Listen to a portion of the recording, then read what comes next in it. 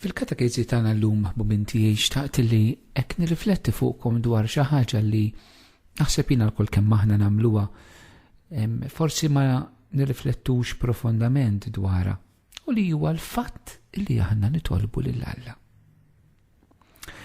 Hekk u b'mod partikolari jekk nixtieq nifoka ftit fuq dak it-talb ħanejdek li aħna isu l-iktar popolari, it-talb biex taqra xi grazzja, it-talb li ddur lejn Alla biex jidħol fil-ħajja tiegħek, biex jintervjeni jagħmel xi ħaġa f'ħajtek.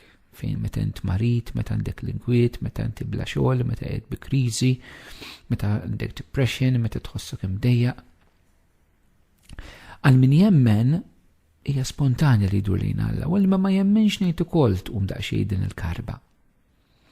Nixtieq però dak naqsam magħkom ikun mibni kompletament fuq il-kelma tal-Alla, fuq il-Bibja.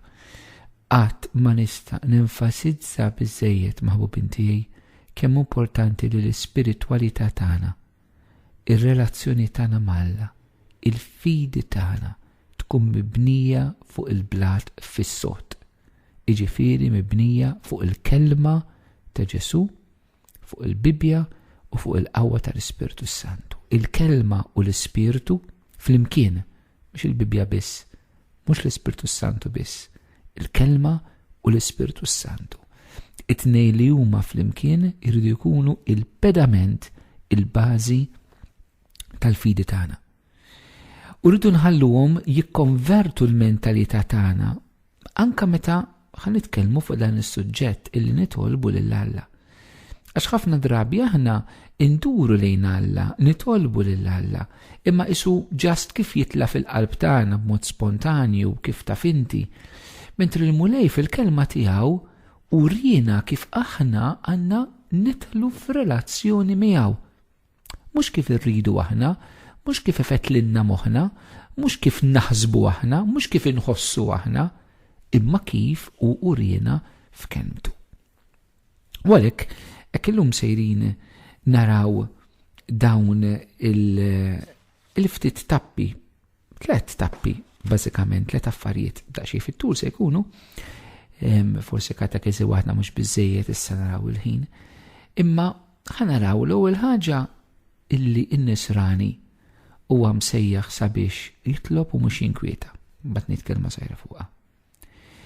It-tieni ħaġa nixtieq inwieġeb għall-mistoqsija li diversi jkollhom f'moħħhom. Għaliex għandek titlob lil Alla jekk hu jaf kollox?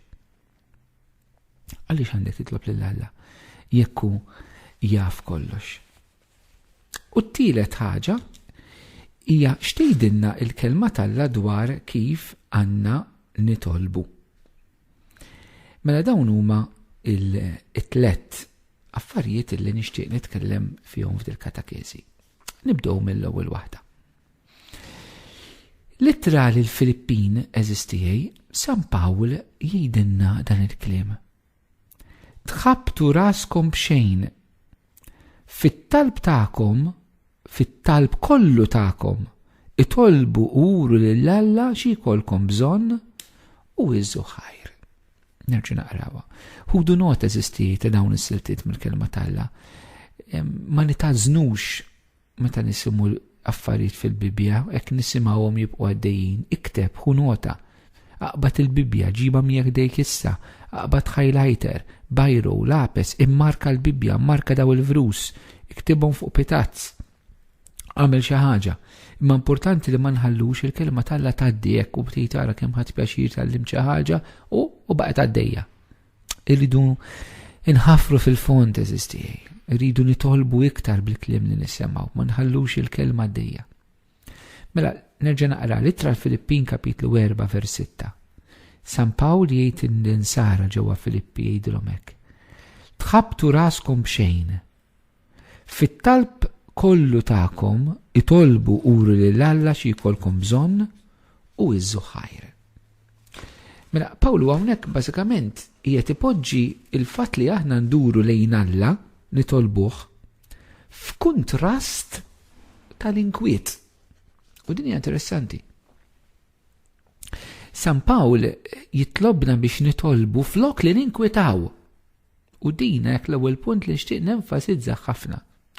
Aħna l-insara inġibu ruħna bħal min ma jemminx. Iġifieri meta nqala xi ħaġa, l-istra ħaġa tista' tkun mart, problema fi żwieġ, problema ta' tfal, problema fil-knisja, kriżi ta' vokazzjoni, mit-telf ħaġa. Ir-reazzjoni tagħna hija li ninkwitaw jew li nduru lejn Alla. Issa maħbubin tiegħi, aħna maħniex perfetti, maħniex anġli, maħniex qaddisin is-sema, xi ftit aktarx l-ewwel reazzjoni tagħna jkun dejjem l-inkwiet. U mhux qed nikkundanna. Però jekk aħna qegħdin nikbru spiritwalment, bil-mod il-mod, ir-reazzjoni tagħna quddiem id-diffikultajiet, quddiem l-inkwiet, ma jkunx li ninkwieta, imma li nikwieta, nikkalma, fimtu għadina ta' xi logħba bil-kliem. Quddiem l-inkwiet, mhux ninkwieta, imma nikkwieta.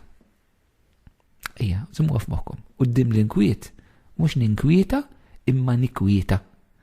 Jiġifieri nitlob, nidħol fil-kalma. Issa, having said that, hawn nies li di karattru tagħhom dejjem traċedja. Jiġifieri anke li xkien ħaġa waslet l-aħħar tad-dinja. Bil-maqlub hawn nies li fl-iski bħal ħassa tista' tkun qed taqgħa fuq rasek u hija u kollox relax. Mhux qed nindirizza għal dawn iż-żewġ temperamenti ta' karattru tagħna li diffiċli jitbidlu. Imma qed ngħidlek dik ir-reazzjoni tagħna li meta jinqala xi ħaġa jiena nidħol fl-inkwiet flok li nitlob.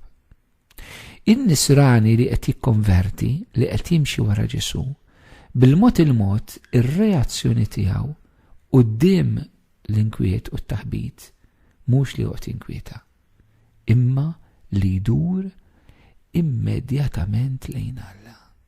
U dan f'kull ċirkostanza. San Pawl jgħid tħabbtu raskom b'xejn. Mhux qed jirreferi għall affarijiet spiritwali, għal kollox.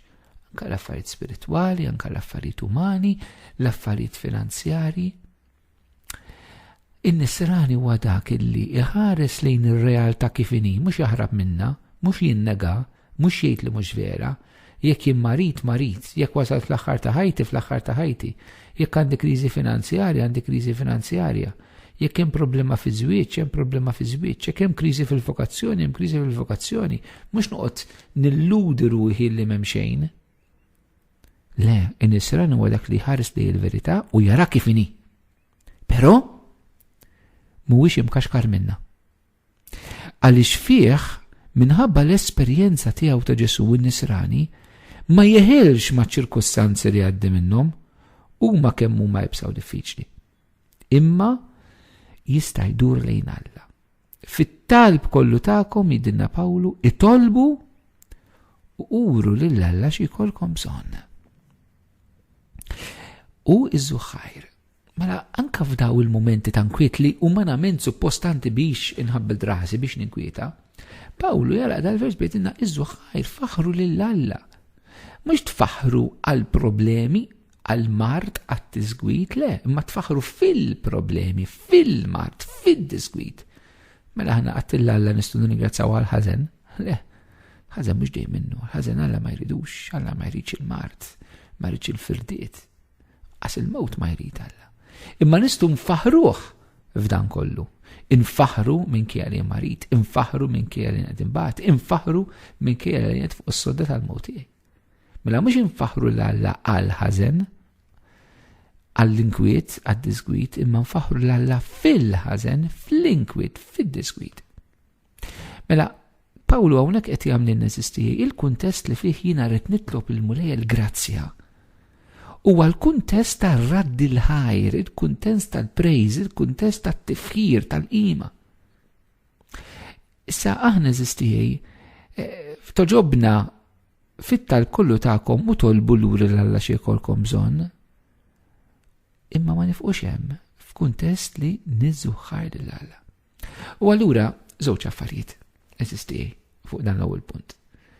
Fil-mixja tagħna bħala nsara irridu nitalmu kif mhux ninkwitaw imma nduru lejn Alla. Mhux ninkwitaw imma nduru lejn Alla. U t-tieni ħaġa illi nduru lejn Alla biex nuruh il-bżonnijiet tagħna fil-kuntest li aħna nfaħru lil Alla. Nistudji nagħmlu eżisti waqt li tisimgħuni. Intom il-koll li għaddejjin minn żmien jibes. teħlux mal-mart tagħkom, teħlux mal-problema, mad-diffikultà, tagħmluwix iċ-ċentru, tħalluwix dik li ssuqkom, dik li timbuttalkom, dik li tikkondizzjona ħajjitkom. Le, imma issa stess iqfu u faħru l-mulej. Se ninkom nagħmlu dan, hekk billi ħanaqqa ftit u eħtlu miegħi, naqdu miegħi ftit talb spontanju minn qalbna ta' tifir l-Alla. Mr. Ħanin nixtieq nfaħrek u nirringrazzjak jekk għal kull persuna li qed issegwi bħalissa dil-katakezi. Nili grazzi Pata li inti ġbartna anke b'dan il-mod bħala komunità waħda f'isem ibnek Ġesu Kristu. Nirringrazzjak mulej li inti batti b'Ġesu biex imut għalina. Nirringrazzjak mulej li inti tabbejt fuqek bil-mart kollu tagħna, bin-niket kollu tagħna, bid-dnubiet kollha tagħna. Nirringrazzjak mulej li inti xarred demmek għalina biex turina kemm tħobbna. Nirringrazzjak mulej Ġesu li inti tajtna l-ikbar don li hu l-Ispirtu Santu, il-mulej illi għati l-ħajja. Infaħruk fiċ-ċirkustanzi ibsa tagħna mulej. Infaħruk f'kull kriżi ta' switch. Infaħruk mulej fid-diżappunt tal-ġenituri. Infaħruk fil-mart mulej. Infaħruk fil-problemi finanzjari. Infaħruk fil-ġlied u d-disgwid bej l-aħwa. Infaħruk fid-batija tal-qorti ta' kull akkuża falsa jew ġusta imma s-sofferenza sakemm issir il-ġustizzja.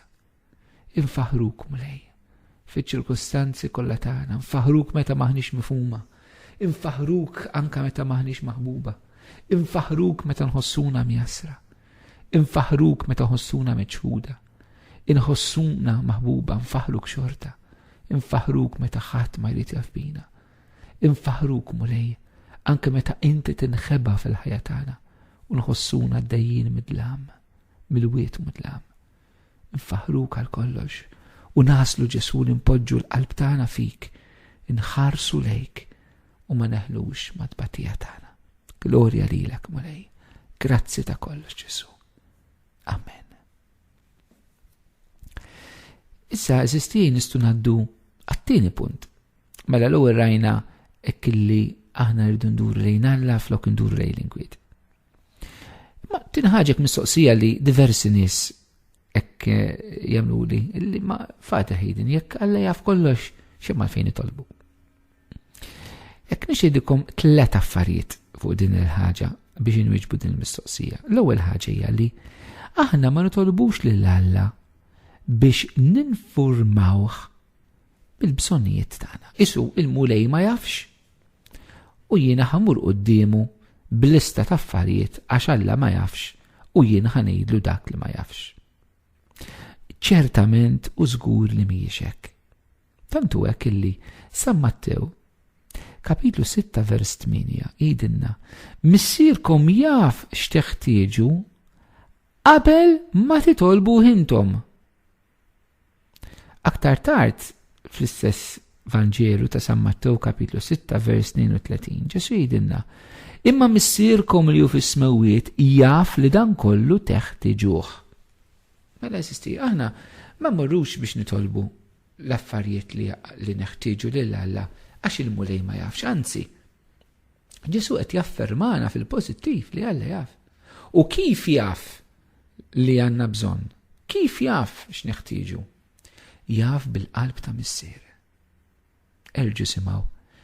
Għatmu biżżejjed li nisimgħu l-kelma t'Alla. Kelma t'Alla ma naqrawiex biex nitalmuha biss. Manka meta nkunu tallimnija nkunu nafuha, naqrawha biex nitpaxxew biha. Biex nitpaxxew biha, kif kien jgħid San George Preka. Darba minnhom smajt ġrajja jiena mulej ma tanix il-grazzja li nkun naf il-Don George kieku kien għadu ħajżur naħseb nipprova nsir nafu. Għax hija sabiħa tkun taf il-qattisin, għazzuk bħalhom. Ma darbek nisma' illi Don George li l-aħħar ta' ħajtu kien idlu daqsxejn diffikultà bil-vista ta' jnejh. U kienet jaqra l-Vanġelu, xaħat għallu Don George, ta' taqra l-Vanġelu tipu tara għajnejk. U Don George għallu lej, mux naqra qiegħed qed nitpaxxa bil-Vanġelu. Kemm sabiħa. Għaddisin jitpaxxew bil-kelmak. Allura narġu nisimgħuha nitpaxxew biha. Kont qed ngħidilkom x'di kienet brackets. Kif Alla jaf il-bżonnijiet tagħna b'qalb ta' missier. Missierkom jaf x'teħtieġu qabel ma titolbuh intom. Matteo kapitlu 6 vers 8. Imma missierkom li hu fis-smawiet jaf li dan kollu teħtieġuh. Matteo kapitlu 6 vers 32. Mela l-ewwel ħaġa, missierkom. Alla jaf il-bżonnijiet tiegħi bħala ibnu, bħala missier. Mela mhux bħala Alla l-bot impersonali, Alla li isu fejna fin xi power kbir li jaf kollox u hekk il-fatt li jaf qiegħed hemmhekk. Le. Alla jaf bħala missier x'għandu bżonn ibnu. Alla jafna minn ġewwa. Alla jafna mill-ġewwini tiegħu. Mhux biss minn ġewwa tagħna. Alla jafna mill-qalb ħanina tiegħu. Alla meta jħares lejk, lilek jafek minn qalbu. Alla meta jħares lejk mill-iħnet tal-qalb tiegħu. B'qalb tħabbat. B'qalb aċċana lik. B'qalb li jixtieqek. B'qalb li ma jgħix mingħajrek. Mill-qalb. Kif kienet tgħid Madre Teresa, hemm differenza billi Alla jgħidlek inħobbok Alla jgħidlek aċċana lik, I thirst. Alla jafna b'dan l-aċċ li għandu għalina. Mela jafna bħal missier. Ġesu għalinna qabel ma nitolbuh. Mela ida ċara. Illa aħna ma mmorrux ninformawh. Jaf minn qabel. U t-tielet ħaġa jaf li dan kollu teħtieġuh. M'hemmx dettall li Alla ma jafx li l-missier tagħna tas-sema ma jafx li aħna għandna bżonn, jaf li dan kollu teħtieġuh. Mela jafna bħala missier, jaf qabel ma nitolbuh u jaf kollox. Anke dettalji, il-missier tagħna tas-sema jaf il-bżonn fid-dettall kollu tagħna. U dina allura eżistijaj, hekk jew nħossuna anke meta nersqu lejn Alla b'din il-fiduċja f'dan il-missier mimli mħabba u tenerezza lejna kif qed jiddiskrivih Ġesu. Nixtieq nistidinkom biex temnu l-kelma u mhux l-esperjenza. Dil-kelma għaliex xi drabi aħna jista' jkun l-esperjenza tagħna tal-ħajja turina illi Alla mhux veri jaf il-bżonnijiet tiegħi, Alla mhux veri jaf id-dettalji li għandi bżonn jien. Għax jew jaf jagħmel xi ħaġa. Dawn huma kollha ħsibijiet fini li jbeduna mill-verità ta' dak li qalilna Ġesu. Ġesu din il-verità qed jgħidilna. U aħna rridu nikbru nimmaturaw kif il-fidi tagħna ma tkunx tiddependi mill-esperjenza tagħna, imma tkun tiddependi mill-kelma tagħna. Mod sempliċi, jekk ħaġa jien ma nesperjenzajx ma jfissirx ma teżistix. Jekk billej jien ma narax ix-xemx, ma jfissirx li x-xemx ma teżistix. Jekk binar ma narax il-qamar, ma jfissirx li l-qamar ma jeżistix. Mela l-verità mhijiex nesperjenza jiena. Il-verità hi dik li. U Ġesu l-verità li qed jurina dwar il-missier huwa illi jafna bħala missier, jaf x'għandna bżonn qabel nitolbuh u jaf kollox. Dak li neħtieġu. Allura mbagħad tiġi l-mistoqsija ma jekk Alla jaf kollox, jekk dan il-missier jaf kollox. Allura x'hemm għalfejn illi jiena nitolbu? Hemm 3 raġunijiet eżistijaj, anzi 4 illi nsibu fil-kelma tagħha għaliex aħna jeħtieġ induru lejn Alla. L-ewwel ħaġa huwa li għaliex Alla għażel li jaħdem magħna mhux indipendentament minna, di rridu nifhmuha. Santu Wistin jgħid dak li ħalqek mingħajrek ma jsalvakx mingħajrek. Alla ħalaqna mingħajrna, però jrid jibqa' jaħdem magħna, aħna daqshekk importanti. Alla dak li jrid jagħmel, irid jagħmlu flimkien miegħek u mhux mingħajrek. San Pawl ħudu nota fit-tieni ittra tiegħu il-Korintin kapitlu 6 vers 1, kapitlu 6 vers 1. It-tieni ittra Korintin jgħidilna qegħdin naħdmu flimkien ma' Alla. Qegħdin naħdmu flimkien ma' Alla. Mela irridu nuru l-bżonnijiet tagħna għax aħna u Alla biex ngħidlek partners fl-istorja tal-ħajja tagħna. Naħdmu fl-imkien. Għandna relazzjoni bejnietna. U allura il-mulej ma jagħmilx affarijiet mingħajrna kif aħna ma nagħmlux affarijiet mingħajru. Id-differenza di, Alla irid jista' jagħmel kollox mingħajr il-bniedem, Alla huwa sovran. Imma Alla għażel li dak li jagħmel irid jagħmlu maqut ħaġa waħda mal-bniedem. Mela ma nistgħux nirraġunaw u jiena xemma fejn nitlob għax-xita, mulej ma jafx għandna bżonn xita. U xemma fejn nitlob għal-fejqan, mulej ma jafx jiena marid. Il-mulej xemma fejn nitlob għal-konverżjoni ta' wlieda, ma jafx Alla li huma l-bot. L-eżistijaj il-mulej irid jaħdem kollox fl-imkien magħna. It-tieni ħaġa għaliex aħna għandna nitolbu lil Alla huwa biex f'dak li aħna qegħdin nitolbuh ixini s-saħħa ixini. Aħna nfittxu rida tiegħu. Mhux infittxu li Alla jagħmel ir-rida tagħna, imma li aħna nagħmlu r-rida tiegħu. San Pawl fl-ittra tiegħu il-Filippin ħudu nota għal darb'oħra, kapitlu 2 vers 13, Filippin 2:13 jgħidilna: Alla hu li jaħdem fikom u jġelkom tridu u tħabirku biex tagħmlu dak li joġob lilu. Alla hu li jaħdem fikom u jġelkom tridu u tħabirku biex tagħmlu dak li joġob lilu. Mela aħna rridu nitolbu anything li qed nitolbu dwaru biex fih Alla jtina l-grazzja li iġelna rridu biex ngħidlek il-kelma qawwija iġelkom tridu mhix ċajta. Li jaħdem fina illi iċaqla ir-rida tagħna jibdlinna fil-fema tagħna biex aħna nkunu nixtiequ dak li jrid Alla u jagħmel fina dak li jrid hu. Għalhekk għandna bżonn nitolbu eżisti. Għaliex fit-talb aħna inċedu għall-grazzja tal-Alla.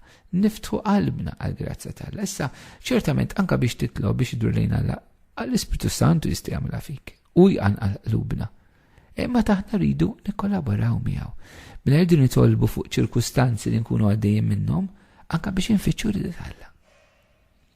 U t-tielet ħaġa għalfejn Alla ekkem iridna nduru lejh fit-talb minkejja li jaf kollox huwa biex aħna nkunu konxi kemm niddependu minnu.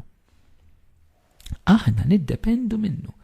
San Ġwan immarkaba ħudu nota. Jgħidilna f'kapitlu 15 vers 5 jgħidilna Ġesu minajri ma tistgħu tagħmlu xejn. Meta jiena nitlob fuq xi ħaġa, nitlob għal fejqan għal konverżjoni ta' wliedi, problema fi żwieġ fuq xogħol, anything, turi li jien niddependi minn Alla. Meta ma nitlobx, ħafna drabi għax isni l-affarijiet jimxi waħedhom, jien ma niddependix minn Alla. Imma il-fatt li nitlob hija pożizzjoni ta' umiltà fejn il-bniedem jesprimi u juri id-dipendenza tiegħu fuq Alla. U l-aħħar ħaġa eżistijaj hekk dina b'mod ġenerali tottal dawn it-tlieta. Alla dak li jrid jagħtina ma jagħtinix għax aħna nitolbuh ta'. Alla dak li jagħtina biss fil-ħniena infiniti tiegħu. It-talb li aħna nagħmlu mhux il-kawża biex naqraw il-grazzi. Il-kawża ġifieri l-oriġini minn fejn ġej, ġifieri Alla ma jagħtinix grazzja għax jiena nitlob. Le. Alla kull ma jagħtina, kull ma jagħmel mal-bniedem ġej biss mill-ħniena u l-imħabba tiegħu. It-talb mhux il-kawża. Imma li nitolbu lil Alla huwa il-kundizzjoni, mhux il-kawża. Il-kundizzjoni li fih aħna nistgħu nilqgħu dak li Alla diġà jrid jagħtina fil-ħniena tiegħu. Importanti nifhmu din eżisti. It-talb huwa l-kundizzjoni biex aħna naqraw dak li Alla jrid diġà jagħtina fil-ħniena infinita tiegħu. Eżisti. Ħa nagħtikom eżempju. Immaġina inti tmur tiftaħ il-vit. Tajjeb?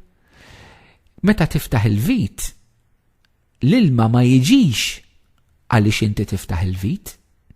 Jiġi għax qiegħed hemm.